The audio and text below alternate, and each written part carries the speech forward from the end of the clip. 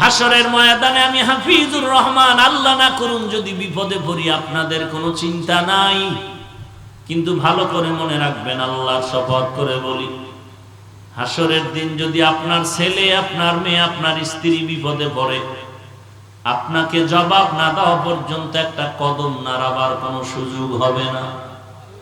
অতএব আমার চিন্তা না করে আপনি আপনার সন্তান স্ত্রীর চিন্তা করুন। সময় নাই, সময় নাই। আল্লাহর কাছে কি জবাব দিবেন? আপনার সন্তান স্ত্রী সঠিক পথে আছে কিনা খবর নেন, হিসাব করেন। তাহলে ঈমান আমলের পরে এখানে আরেকটা পয়েন্ট আমাদের জানা দরকার। সেটা হলো, অন্যকে যে দাওয়াত দিব, অন্যকে যে অন্যায়ের থেকে আমি বাধা দিব, এই কথাগুলো কি আল্লাহ ফার্স্টে বললেন না লাস্টে? ফার্স্টে বললেন কি ঈমান আমল। কি বুঝাইলেন? আগে নিজে ঠিক হও, তারপরে অন্যকে ঠিক করো। নিজের মাথায় টুপি নাই, নিজের গালে দাড়ি নাই, নিজের বডির মধ্যে ইসলাম নাই, উম্মতের তুমি ইসলাম কায়েমের দাওয়াত দিয়া লাভ হবে না। আছে না? আছে না?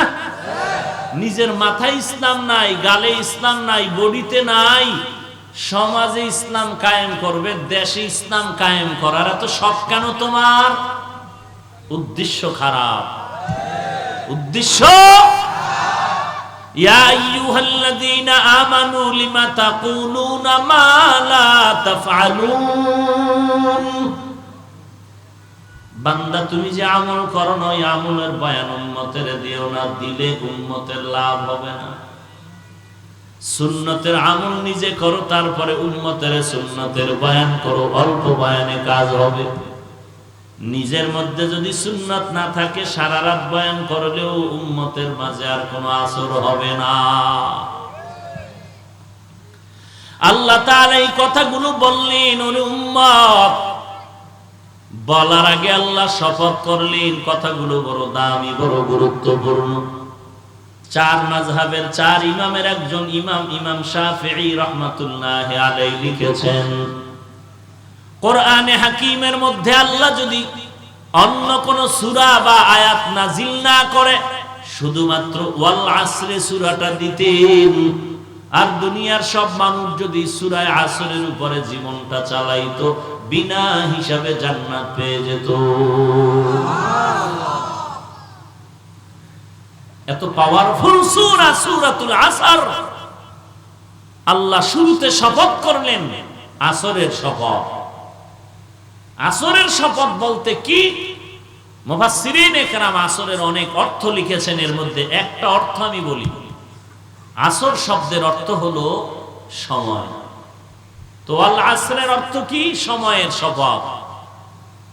সময়ের শপথ করে আল্লাহ কি বুঝাইলেন? বলে সময়টা বড় দামি, অমূল্য সম্পদ। সময়টাকে মূল্যায়ন করো হে মুমিন। সময়টারে যদি কাজে লাগাও, তোর জিন্দেগিটা কাজে লেগে যাবে। দুনিয়ার লাইনেও কাজে লাগাও, আখিরাতের লাইনে লাগাও, জিরো থেকে তুমি হিরো হয়ে যাবে। এরে স্কুল কলেজের ছাত্ররা যারা আজকে ইংরেজি, অঙ্ক, ইতিহাস, ভূগোল, বাংলা পড়ো, এই বইটা তো আব্বা লেখে নাই, কোনো না কোনো একজন লেখক লেখছে, বড় মনীষী। যেই লোকটা বইটা লেখা গেল, আজকে সারা দেশের কলেজের মধ্যে এই বইটা কবুল করে ছাত্ররা পড়ে।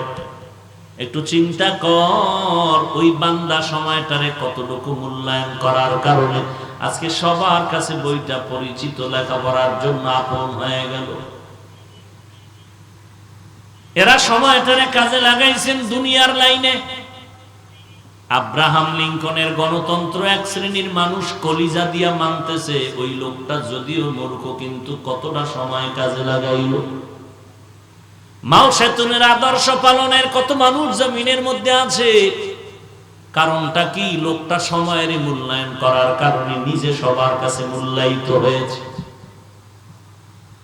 লেনিন, কার্ল মার্কস, প্লেটো, এই মানুষগুলোর আদর্শ পালন করে জমিনে বহু মানুষ, কারণ তারা সময়টারে মূল্যায়ন করেছে। 11 মাস বান্দা ব্যবসা করে যেই লাভবান না হয়, 1 মাসে ব্যবসা করে 3 গুণ লাভবান হয় শুধু রমজান মাসে। কারণটা কি? সময়ের অন্য মাসের তুলনায় মূল্যায়ন করেছে। 11 মাস দোকান খোলে সকাল 8টা থেকে রাত 8টা, কর্মচারী একজন। রমজানে দোকান 24টা ঘন্টা খোলা, কর্মচারী 5 জন। সময়টারে যতই মূল্যায়ন করলো তার জিন্দেগি মূল্যায়িত হয়ে গেল। দুনিয়ার লাইনে সময়টারে কাজে লাগাও। আজ আমার কলিজার টুকরা তাজা যুবকেরা সময়ের কাজে লাগায় মোবাইলের পেছনে। লেখাপড়া বাদ দিয়া মোবাইল নিয়ে দৌড়াও। পরীক্ষায় নকল না করলে পাস করতে পারো না রে বাবা। তোকে কানে গিয়া কে বলবে তুই সৃষ্টির শ্রেষ্ঠ বিদ্যাচোর?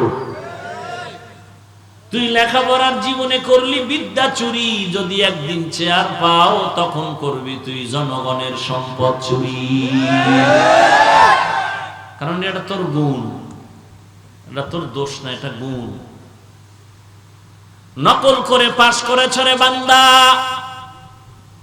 যেই বিদ্যা শিখে দস্তখত শিখেছ, সেই বিদ্যার পৃষ্ঠা জুতার তলে নিয়েছ। তোর মতো বেয়াদব এই জমিনে আর কে হবে? কে বলবে তোর কানের কাছে এই কথা? যার বই পড়িয়া দস্তখত শিখলি, যাদের বই পড়ে আজকে তুই সম্মানের চেয়ার পাইলি, তাদের বই সিরিয়া সিরিয়া নকল করতে গিয়া জুতার তলে রাখলি। তোর কপালে গজব আসবে না? বল কার কপালে গজব আসবে? এরে নবীর উম্মতের দল, সময়টারে কাজে লাগাও। সে আগের দিন আমরা 10 বছর আগেও দেখেছি ছেলেরা লেখাপড়া করে, মেয়েরা পড়ে। এখনো 1 বছর পরে আমার পরীক্ষা হবে, ছাত্রর ছাত্রীরা হারিকেন জ্বালায় রাতের বেলা সারা রাত পড়ালেখা করত। আর এখন বিদ্যুৎ পাইলি কত আরামায়েশ, প্রাইভেট মাস্টারও পাইলি, আর পড়ালেখা নাই। পরীক্ষার আগের দিন নকলের জন্য পাগল। এরে নবীর উম্মতের দল, সময়টারে কাজে লাগাও। দুনিয়ার লাইনে লাগাবি, দুনিয়াতে দাম হবে। আখিরাতের লাইনে লাগাইলেও দুনো জাহানে দাম বেড়ে যাবে। হাকিমুল উম্মত মুজাদ্দিদুল মিল্লাত শাহ আশরাফ আলী ফারুকী থানবীর এত নাম কেন? কোটিপতি। এত নাম হওয়ার পেছনে কারণ তারা সময়টারে কাজে লাগাইছেন, এই জন্য তার সম্মান বেড়েছে। 1000-এর উপরে কিতাব লিখেছেন, যা পড়িয়াও 10 জনের হায়াতে শেষ করা যাবে না। অথচ শুধু তিনি লেখালেখি করেন নাই, খানেকার মধ্যে তাজকিয়ে নফসের কাজও করেছেন। ছাত্রদেরকে আবার কিতাবাদি পড়ানোর দর্স তাদরিস ক্লাসের কাজ করেছেন। ফাঁকে ফাঁকে লেখালেখি করেছেন। এত বেশি কিতাব লিখেছেন, যার লেখা কিতাবগুলো পড়তে গেল 3 জনের হায়াত দিল শেষ করা যাবে না। এত বেশি লেখালেখি করতে কেমনে হয়? সময়েরই মূল্যায়ন করেছে। ওদিকে ছিল তাকওয়ার পাওয়ার। কলম দিয়ে কাগজে লিখতেছেন, আজান হয়ে গেল, বান্দা লেখা বন্ধ করে নামাজে চলে গেল। একজনে তাকাইয়া দেখে কলমটা ঘুমায় না, অটোমেটিক লেখা লিখতেছে। আপনি সুবহানাল্লাহ বললেন, টেলিভিশন ওয়ালারা বলবে আমি কাফের। বলে এটা কেমনে হয়? ওই কালকে না জানি আজকে কি বার, গতকালকে জুমার মসজিদে গুলশানে এক ভাইজান আমাকে মহব্বত করেন, বলে হুজুর আমি আপনার বয়ান শুনি, কিন্তু আমার বুঝে আসলো না, একটু জানায় দেন ইমাম আবু হানিফা 40 দিন এশার ওযু দিয়া ফজরের নামাজ কেমনে পড়ছেন? আমি বললাম এটা আল্লাহর কুদরত, বান্দার ইচ্ছার দ্বারা এটা সম্ভব না। কেউ যদি এক ওযু দিয়া যোহর, আসর, মাগরিব, এশা পড়তে পারে, আল্লাহ কবুল করলে পারে না? সব আল্লাহর কুদরত। কুদরতের সামনে কোনো মাস্তানি চলে না। হ্যাঁ চলে? লক্ষ লক্ষ লক্ষ লক্ষ বর্গ কিলোমিটার দূরের পথ চোখের পলকে চলে যায় খোদার কুদরত। পটিয়া মাদ্রাসার বাণী মুফতি আজিজুল হক রাহমাতুল্লাহ আলাইহি। মুহূর্তের মধ্যে বাংলাদেশ থেকে আফ্রিকার জঙ্গলে চলে গেল। এটা বুঝার জন্য আমি দলিলও দিছি কোরআন শরীফ সূরা নমল, সুলাইমান বিলকিসের ঘটনা। বিলকিসকে যখন দাওয়াত দিলেন সুলাইমান তার দরবারে আসার জন্য, আসার আগে বলছিলেন জিনদেরকে বিলকিসের সিংহাসনটা এনে দাও। জিনেরা পারে নাই। কে পেরেছিল? মানুষ। মানুষ যার কাছে ছিল আল্লাহর ইলমে ওহী, তাকওয়ার পাওয়া। শত মাইল দূরে, শত শত মাইল দূরে মুলকে সাবা, ওখান থেকে সুলাইমানের দরবারে সিংহাসনটা আনতে মানুষটার সময় লাগছে কত? চোখের পলক। এখন নাউজুবিল্লাহ না? তো ওইটা যদি সম্ভব হয়, খোদার কুদরতে এটা হবে না কেন? বিশ্বাস করলে ইমানদার, অবিশ্বাস করলে তা যাবে ইমান। মাস্তানি করো, জিব্বা আছে আর ফতুয়া দাও শিরিক শিরিক শিরিক। তোমার ফতুয়ায় তোমার 14 গোষ্ঠী যে শিরিকের মধ্যে আছে খবর আছে? বলে লা ইলাহা ইল্লাল্লাহ মুহাম্মাদুর রাসূলুল্লাহ কালেমা পড়লে কুফরি, কাফের। তো যে ফতুয়া দিল এ তো আর ইন্ডিয়ান কোন ভাল্লুক না, এ কোন দরবারের কুতুব আমরা তো চিনি। তো তার ফতুয়ায় তার দাদার দাদা, নানার নানা সব কাফের, কারণ আর 14 গোষ্ঠী এই কালেমা পড়ে কবরে গেছে। এডির কবর থেকে উঠে নতুন করে কালেমা পড়া, এরপরে টেলিভিশনে ফতুয়া দাও। কি হবে? বইলে গেলাম, আবার গিয়ে টেলিভিশনে বসলেন, আবার ইউটিউব খুললেন, আবার যার তার বক্তব্য শুনলেন। আমার কথা এই মাঠেই থেকে যাবে। আপনি বুঝেন না কপাল পড়লে কি হয়? 10 বছর ঢাকা মালিবাগে ইমামতি করছে। কয় বছর? টাটকা হাফেজ, টাটকা মুফতি। কি বুঝলেন? নরমাল না কঠিন? মজবুত মুফতি, মজবুত হাফেজ, ঢাকা মালিবাগের ছাত্র। ঢাকাতে এক মসজিদের ইমামতি করেছেন কয় বছর? আজকে সে আল্লাহকে গালি দেয়, রসুলকে গালি দেয়। বাংলাদেশে মাইর খাইবে এই ভয়ে ভারতে গেছে। বাড়ি যশোর, বুঝেন? আর বেশি সামনে আগানো যাবে না। 10 বছর ঢাকাতে ইমামতি করছে, মজবুত হাফেজে কোরআন। এখনো তেলাওয়াত মজা লাগে শুনলে, এখনো তেলাওয়াত মজা লাগে। ভালো মুফতি, ইউটিউব খুললেই দেখবেন প্রত্যেকটা কথা আল্লাহর বিরুদ্ধে, রসুলের বিরুদ্ধে। আপনি কি বুঝবেন? যে এত বড় পাগড়িওয়ালা, এত বড় হাফেজ, এত বড় মুফতি, সে তো ভুল করতে পারে না। এই ধারণাটাও ভুল, এই ধারণাটাও ভুল।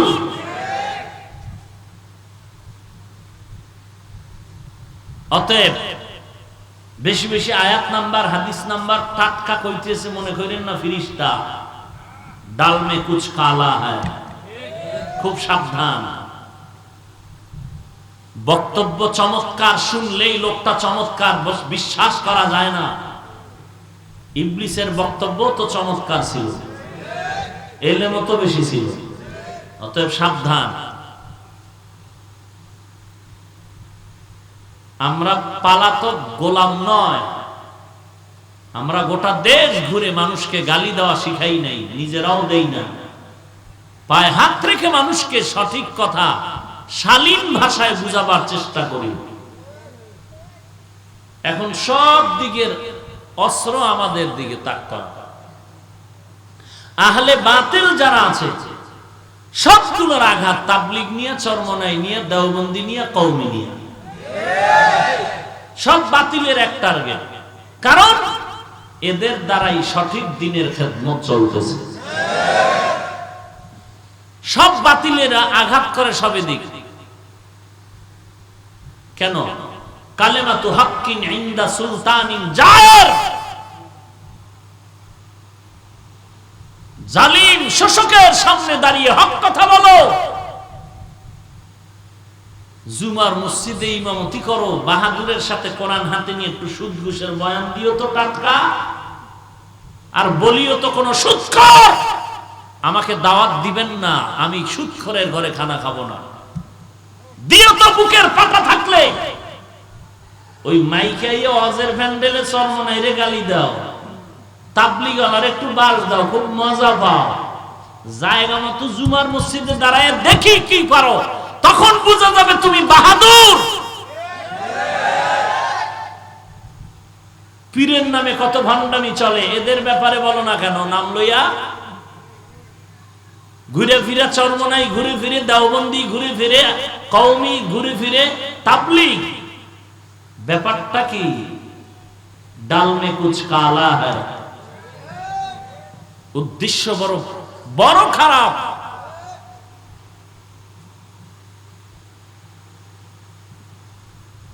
আউযুবিল্লাহ পারে না, বিসমিল্লাহ পারে না, আসসালামু আলাইকুম এই শব্দটুকু শুদ্ধ করে পারে না। হে ইমামের ভুল ধরে, ইমামের পিছে নামাজ হইব না, মুশরিক। কেন? জোরে আমিন কয় না, এই জন্য। আছে না পণ্ডিত? আছে না? আল্লাহ হেদায়েত দান করুন। সেদিন এক জায়গায় বয়ান করতে লইছি, কে যেন সিফা দিয়া কইছে যে এডি বইলেন না, পেঁচ লাগাইবা তোমরা আর আমরা চুপ থাকবো। উম্মতেরা বিভ্রান্তে পড়ে যাচ্ছে। তুমি কোরআনের আরবি বুঝো না, হাদিসের আরবি বুঝো না, খালি বাংলা গুতাও গুতাও। ফতুয়া দেওয়ার অধিকার দিয়েছে কে তোমাকে? ফতুয়া দেওয়ার জন্য তো মুফতিয়ানে কেরাম আছেন, তারা দিবেন ফতোয়া। তুমি কে? কুয়েত, কাতার, ওমান, সৌদি ঘুরে ফিরে কয়েক বছর কাটাইয়া, আরে বাপরে বাপ, এখন দেশে সে ভিআইপি ম্যান, ইমামের পিছনে নামাজ পড়ে না, মুশরিক। মাযহাব মানে, ইমাম আবু হানিফারে মানে, এই ইমান শেষ। কেন? কেন?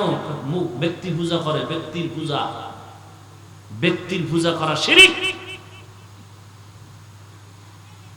আমি বললাম তুমিও তো ব্যক্তির পূজা করো। আমরা ব্যক্তির পূজা করি না, আমরা ব্যক্তির পরামর্শ মতে আল্লাহর গোলামি করি। আর তোমরা ব্যক্তির পূজা করো, বিরুদ্ধে বললেই তোমার চান্দি গরম।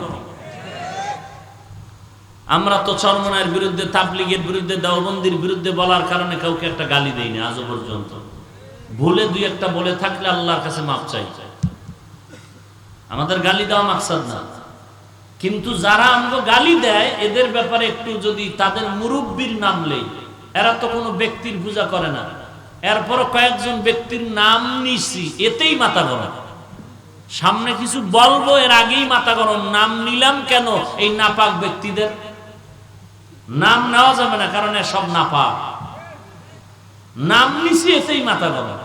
কেন? এরা কি নাপাক? তো নাম নিলে মাথা গরম হয় কেন? ডাক্তার জাকির নায়েক সাহেবের নাম নিলেই মাথা গরম, মতিউর রহমান জাল মাদানির নাম নিলেই মাথা গরম। কোরআন হাদিস থাকতে পীর মানবো কেন? চমৎকার কথা। কোরআন হাদিস এই উড়া শুরু হয়েছে, কে রুগী নাকি আল্লাহ ভালো জানে। হ্যাঁ, এই কই না নাম নিছি এতেই চান্দি গরম।